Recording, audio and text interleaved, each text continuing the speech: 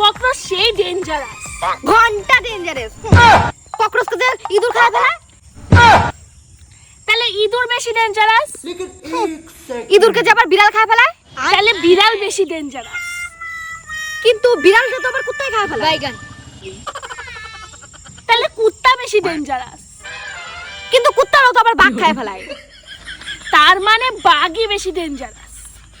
বাঘরে যে আবার মানুষ তুলে আসার মানে, তার মানে মানুষই বেশি ডেঞ্জারাস। কিন্তু মানুষ তো আবার বউ দেখা ভয় পায়। হ্যাঁ, তার মানে বউই বেশি ডেঞ্জারাস।